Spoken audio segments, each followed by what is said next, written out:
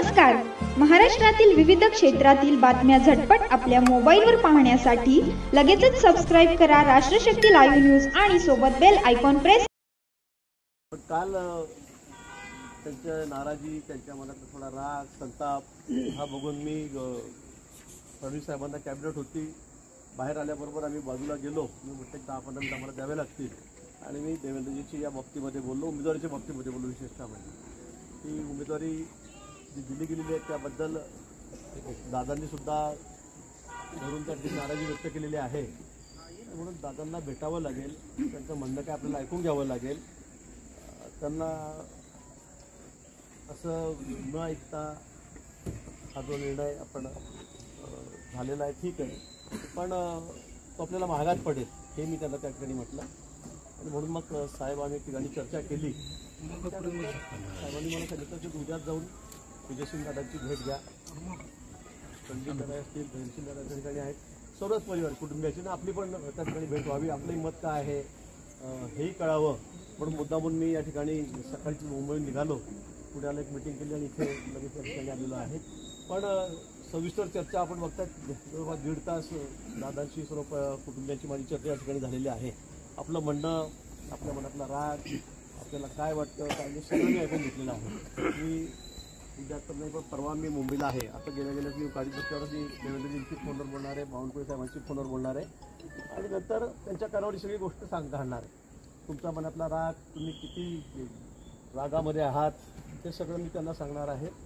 आणि परिस्थिती त्यांना अवगत केल्यानंतर अजून आपल्याला वेळ आहे, अजून आपल्याला भरपूर वेळ आहे. आणि म्हणून मी सगळी परिस्थिती अवगत झाल्यावर तर ते वरती पक्षश्रेष्ठीशी बोलतील आणि काय असेल निर्णय तो त्यांनी आपल्याला निश्चित कळवतील.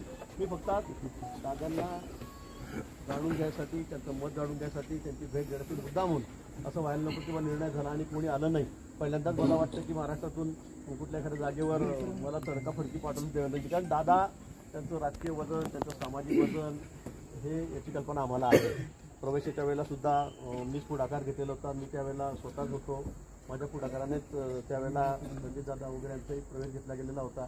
आणि म्हणून कुठेही दादांना डावललं जाईल, दादांचा अवमान होईल किंवा दादांना कमी दाखवलं जाईल. काही गोष्टी माझ्या कानावर आल्यात, पक्षामध्ये संघटनेमध्ये काय चाललं आहे काय नाही ते माझ्या कानावर आल्यात. त्यांनी मला सगळं सांगितलं. मी तर काही ठिकाणी लिहूनही घेतलेलं आहे.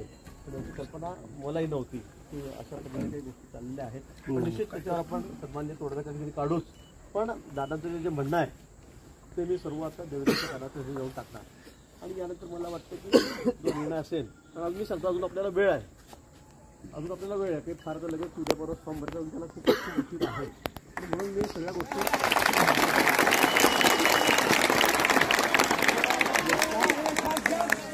त्यामुळे आपणही थोडं संयमच ठेवावं लागेल. असं आपल्यालाही थोडा संयमच ठेवावा लागेल. आपण आपला राग मी जाणून घेतलेला आहे. कॅमेऱ्यामध्ये तो काही झालेला आहे, तो टीव्हीवर दाखवला जाईल किंवा किती राग तुमच्या मनामध्ये आहे.